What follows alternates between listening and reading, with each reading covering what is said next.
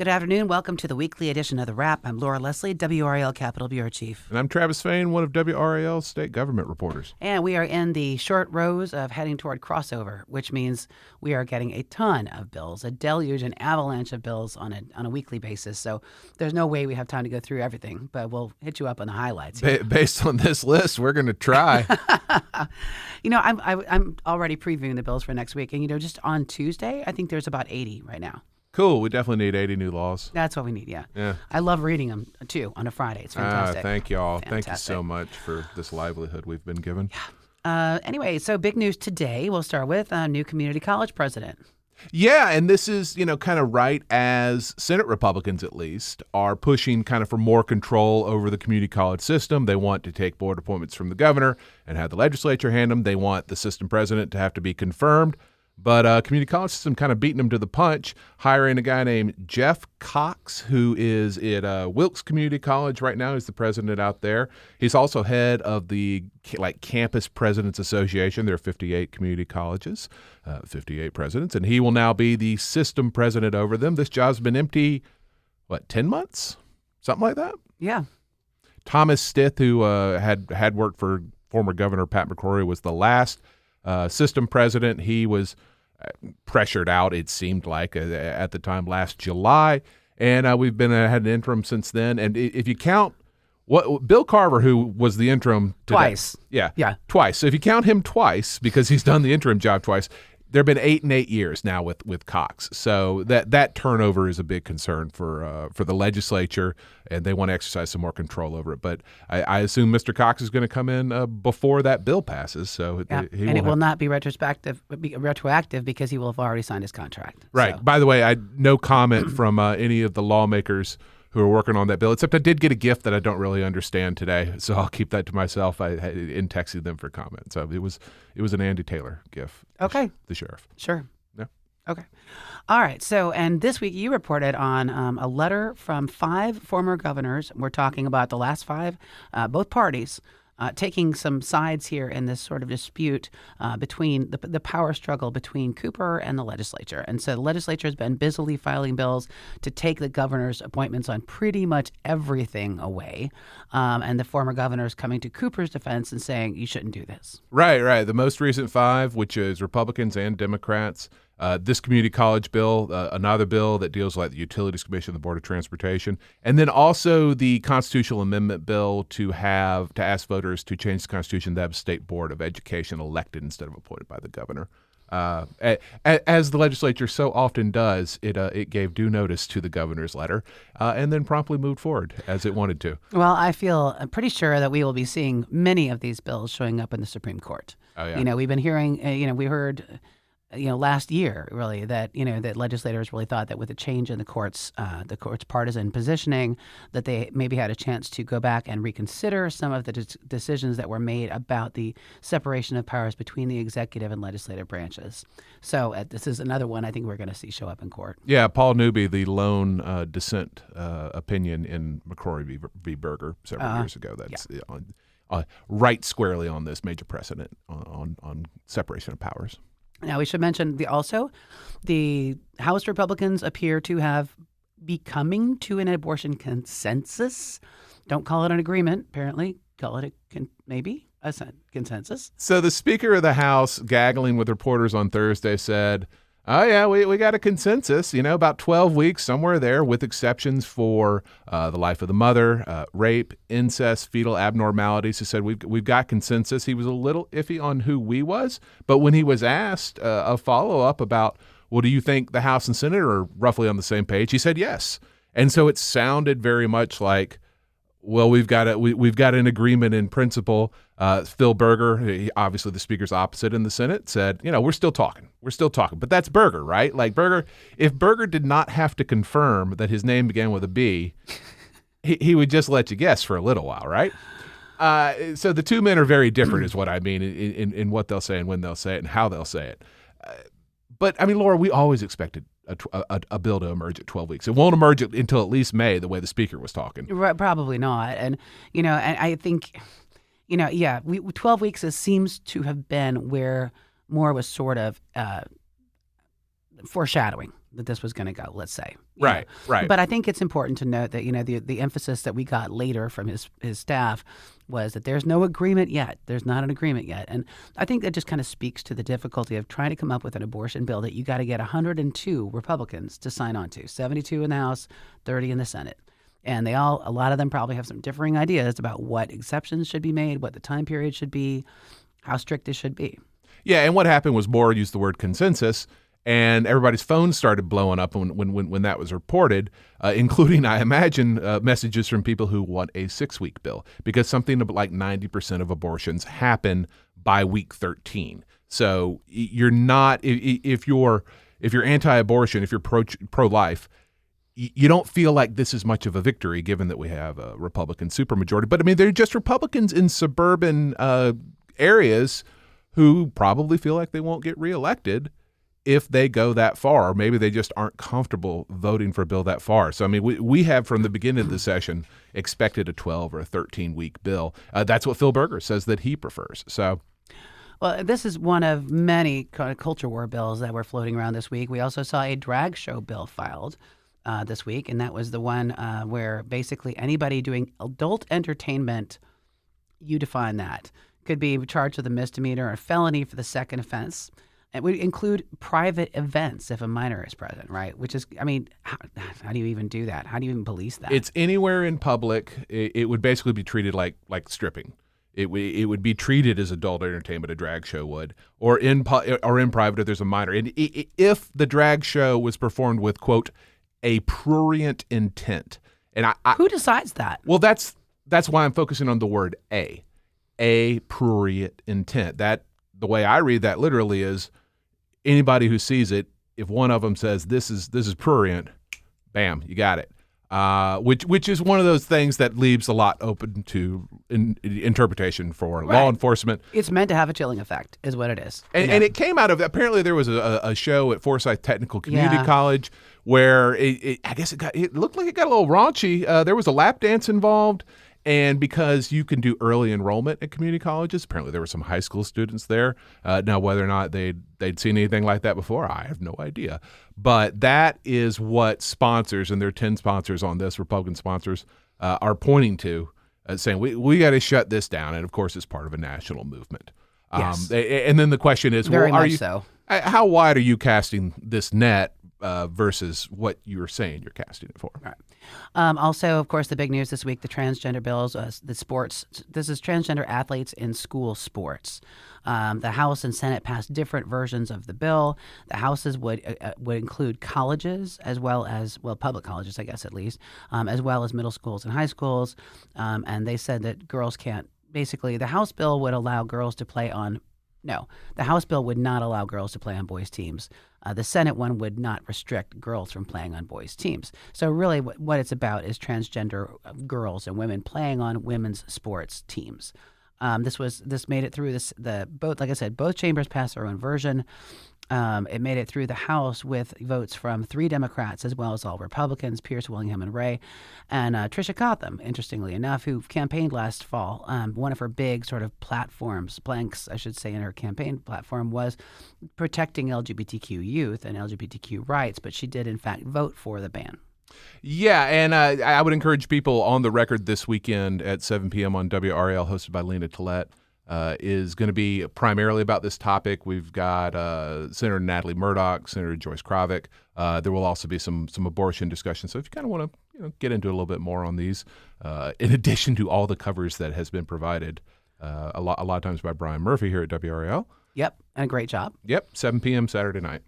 All right. So in the meantime, lots and lots of news on the education front. If you are interested in what's happening next week, I will tell you right now that the big show in town is going to be Tuesday education, I suspect, given what I've seen, because there's a lot of bills reflecting charter schools changes.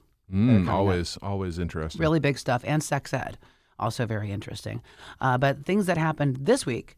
The Opportunity Scholarships bill came out, and this is one that would widen it to everyone in the state. So basically, right now, it's restricted in terms of your income, right? Which was initially the way it was sold. It was billed as a way to help low-income families send their kids to private schools and provide some support for that. this would take off the income cap and just basically make it tiered.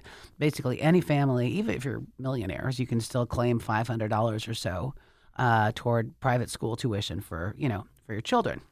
Yeah, and I mean it's growing it up to like $500 million a year, 1.3 billion in added to it over the next like 7 years if you add it all up. Senate has already said they want to do this, and the House Speaker of the House Tim Moore is a co-sponsor on this bill. Handwriting is on the wall. This thing is gonna move. Cotham, who we've talked about, switched from Democrat to Republican. She is also a co-sponsor on this bill, and she has always been kind of a school choice person. Right. But we also noticed Will Doran, one of our colleagues, noticed a different bill that she's on, totally unrelated to this. But it just the story of Tricia Cotham gets more and more interesting. She's been signing on to like Freedom Caucus bills, right? Right. And so she just hasn't just become a Republican. It's how far to the right are you right now? Because I mean, it would take $2 billion, this bill we're talking about, and buy gold with it, invest it in a depository that exists in Texas. George Cleveland, one of the sponsors, says it's a hedge against inflation. Isn't this like a Fox News ad? Yeah, it sounds a little bit like it. I mean, not that we don't have inflation problems, not that the federal government doesn't print lots and lots of money. I mean, the national debt is I don't even know how many $1 trillion at this point, but there's a lot of zeros in it. But it's not the sort of bill that you would think, well, a couple of weeks after you stopped being a Democrat, you were going to sign on to a bill, a Freedom Caucus bill. So, in the meantime, we should mention that NCAE has dropped its lawsuit against the state for over the Opportunity Scholarship Program. So we're going to take a moment here to let the folks who pay the bills talk to you, and we'll be with you on the other side.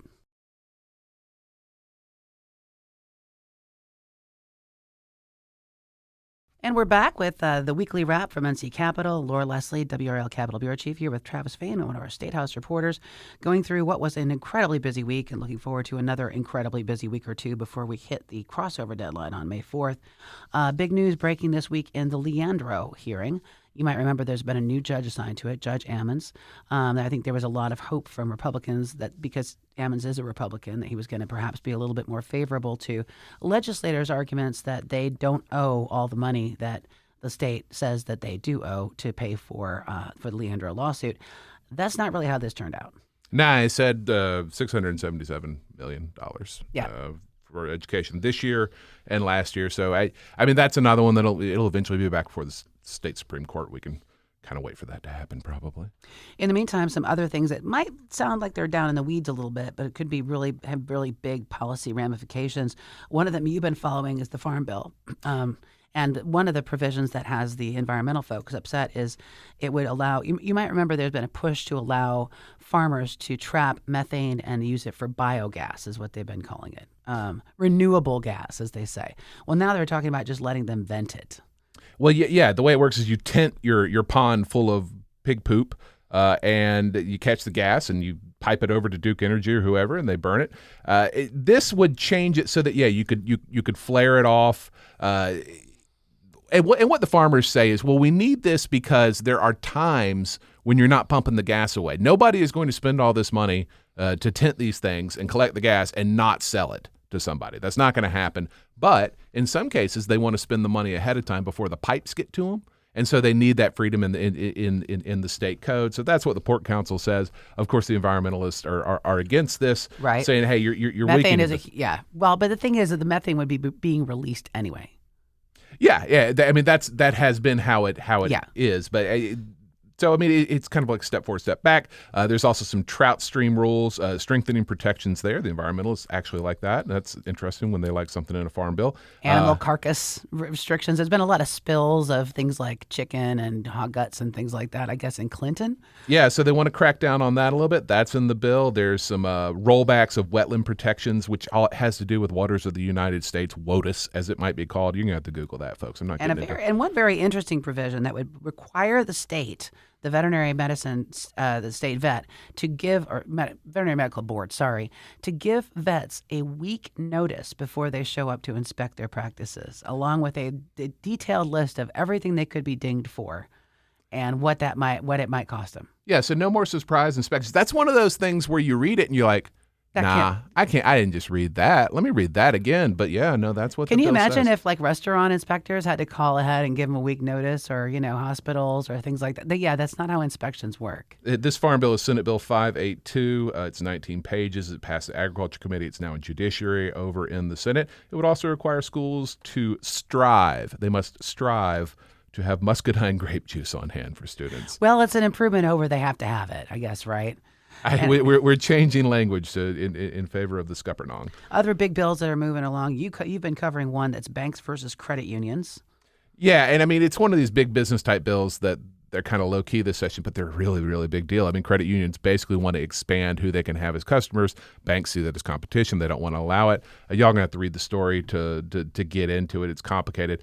The other kind of big business type bill that we're watching, the Blue Cross Blue Shield bill, I'm not aware of any movement on that one. It's coming in committee next week. It So will there be, you go. yeah, it'll be in House Health Committee next week. Also going to hear the House Health Committee, same place, going to hear that pharmacy benefits manager bill that you've been talking about. Oh, is that coming out it is next in week, there. huh? Yep, it's all in right. there. So that and those there are other ones, but those are the three like really kind of the money wants them bills. Right. So Yeah, definitely. they're pretty interesting.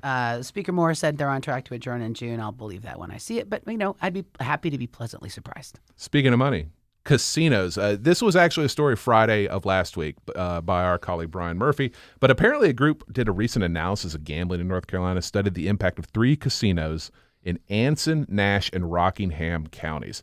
Now, you may realize that, well, there's no Indian tribes there Right. that could open up casinos. That sounds like it would take a major change in state law. It would. Also, I would note that one of those is Phil Berger's district. He's in Rockingham County, and there's a casino in Danville, Virginia, right across the border now. There has been some talk, and I'm using the word talk. I want people to hear the word talk because I haven't seen a bill on this. But there has been some talk of pairing this with the legalization of video lottery terminals. There's been talk about that at the Lottery Commission because I've been to those meetings, and there's been a lot of push and pull over whether video lottery terminals would increase sales, but also possibly increase abuse. Right. And do you pair this? Do you put this in the budget? Does it just kind of go away? The sports gambling people, the people who want mobile sports gambling legalized, which has passed the House and is sitting waiting in the Senate. Interesting that it's the Senate that it's waiting in. They definitely don't want their bill loaded up with these things. But this is in the atmosphere. This is being discussed. So Well, if you're going to take the cap off the magic bottle, well, I guess you just take it off for everybody. right. But I mean, how much will people swallow as they're voting on I guess sins, or for lack of a better word, this year? So. Expansions, yes. All right, so I did a quick story yesterday you can see online about e-courts. Representative Robert Reeves, a House Minority Leader, calling for a review by the Legislative Oversight Commission. He says the problems with it have been really epic. He said he's never had as many phone calls in his entire career as he has about e-courts. From Yeah, a lot of lawyers. Judges, attorneys, lawyers, clerks, you name it, everybody's calling about it. He says, this same company that made this has had problems before in other states. We should have known that this was coming. How exactly did they end up getting awarded this contract? And so AOC yesterday responding that he had not spoken to them before he sent this letter to the Speaker asking for this investigation. Basically, there's no telling at this point whether anybody will actually look into it or not, because this is a request from the House Minority Leader. But I would imagine there's enough concern from lawyers that just might. It might, and it gets the issue back out there. We had written about a month ago or something of kind of about the rocky rollout of this new kind of electronic court system. Well, and at the time, the head of the AOC said, well, it's a new system. People need time to learn it. Right. And what Reeves said yesterday is this is not a learning curve. He said these are people who have been trained on the system, who use it every day, and who say it's just glitchy. Yep. Speaking of hearings, the SBI director, Schermeyer, he had come before a House Oversight Committee and said, hey, the Cooper administration is trying to put undue pressure on me. The Cooper administration responded, well, we heard some things about him from some of his employees that in his hiring practices, and we felt that we needed to kind of nudge him a little bit. The SBI is supposed to be independent. Well, anyway, the Cooper administration was not invited to testify the first time. Schermeyer testified. The Cooper administration was not. They have since been invited. There's been some back and forth. I told you all that to tell you this. It's going to happen May 2nd. There have been scheduling problems, but that is now scheduled for Tuesday, May 2nd. Really interesting bill filed that's actually going to be probably, pardon me, on the floor in the Senate next week, would rename renewable energy as clean energy. Now, that doesn't sound like much of anything, but it definitely does, because it would include nuclear energy as being clean energy. and it would include nuclear as among the things that the state's renewable energy portfolio requirement could consider as doing, being part of REPS. Now, REPS really initially was solar and hydro and wind, and then they also included biogas, to keep the farmers happy. And I remember I think that passed back in like 2008, if I'm remembering correctly, 2007. So this would be a big change to it. And, it would definitely help nuclear get a little bit of a leg up. Yeah, and it comes from Paul Newton, noted nuclear lover, and also that sounds like a band name. and also a former executive at Duke Energy. Duke Energy wants to use nuclear a good bit as it moves forward, kind of decarbonizing, shutting down its coal plants. Right. So that all kind of, I don't know exactly where the nexus of all that is, but there is one, I'll tell you that much. Meantime, the Medical Debt Deweaponization Act yesterday passed a Senate Health Committee. It's not Representative Falwell, he was at one point, but State Treasurer Falwell is in favor of this bill. This is kind of his bill. Kravick is walking it for him in the Senate, and there seems to be a lot of bipartisan support for this. It basically sets up a framework that hospitals have to go through to collect money from you. And it's legal protections for the people who have the unpaid medical debt. And it also limits how they can report it to credit bureaus and when, so that they're not holding the threat of that over your head as you're trying to negotiate what you actually owe them. I'll also mention a bill on tiny houses. Will Doran, our colleague, Thursday, a legislative committee advanced that one. It's House Bill 409, aims to legalize the construction of smaller houses in the yards or woods of already existing homes. It would override local rules on that limit that. The League of Municipalities opposes it. Not happy? Yeah. Yeah, and this isn't like you build a full house next to your house. You put a little tiny house that like your grandmother lives in, or maybe you could or a rental. Yeah. Yeah, a like rental that. is, I think, what they're really thinking of here. But, I mean, there's a lot of communities that have simply said no to these within city limits. I'm thinking Chapel Hill, I'm looking at you. And this would sort of override those bans. And this has the opportunity, or the possibility, I should say, to really make some people pretty mad. That'll be an interesting fight, and probably one of those where it's bipartisan in support and opposition, Yeah. I'm just going to guess. Yeah. In the meantime, the governor's race starting to pick up a little bit on the Republican side. Of course, Josh Stein announced back in January that he's going to run for the Democratic side. Well, we're going to hear Mark Robinson's going to announce this weekend at the Speedway. I can't remember the name of the Speedway. But It's in Alamance County. Yeah, it's the one that stayed open, defying the regulations for COVID closure. So they're kind of notorious that way. And so we also learned that Mark Walker, former Congressman Mark Walker, former Senate candidate as well, plans to get in. He told the NNO that yesterday. A consultant working for him told the NNO Okay. that he's going to be getting in, kind of sooner rather than later. Dale Folwell, the state treasurer, already in as a Republican, so looking like a three-way race there. Give it a minute. There's time. You think some more, huh? Could be. And I'm sure what people will be watching this weekend is how Mark Robinson rolls out his gubernatorial campaign. Obviously, he opens his mouth and says lots of mean things sometimes. And look, he's not going to change. Like he is who he is. It's been working for him so far. Love him or hate him, yeah. People write about him, and they will continue to. But I mean, just look for people to be talking about. Oh, well, he was so gubernatorial when he announced this here, or was he? Versus kind of what he said and what he'll probably continue to say. I would always encourage people to watch an entire speech of his at one of these churches that he gives. He really hits a lot of topics. Yeah, quickly and hard. Okay, so this should mention Donald Bryson is going to be taking over at the CEO at the Locke Foundation. He was the CEO at Civitas at the moment. So Amy Cook, who is the current head of Locke, is going to be stepping down and doing some retirement, I think is what she said. Yeah, doing still some contract work, but Yeah. more time with family. In the Attorney General's race, Tim Dunn, who is a Marine colonel, he was a colonel in the Marine Corps, excuse me. He's running for Attorney General. I believe he's a Democrat. He certainly on his website is using Act Blue.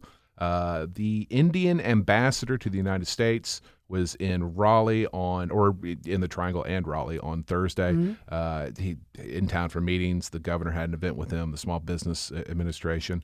Met with the Speaker of the House. So if you saw someone in, I believe it was a pink turban, very stately looking guy with a bit of an entourage, that was the Indian ambassador to Cool. the I'm sorry I United missed States. him. Yeah, he was pretty cool looking. I don't know that we need to go through.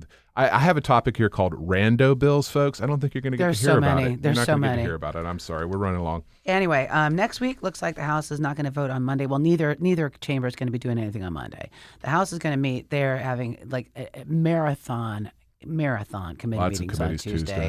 yeah. And then they're planning on doing some floor votes on Wednesday.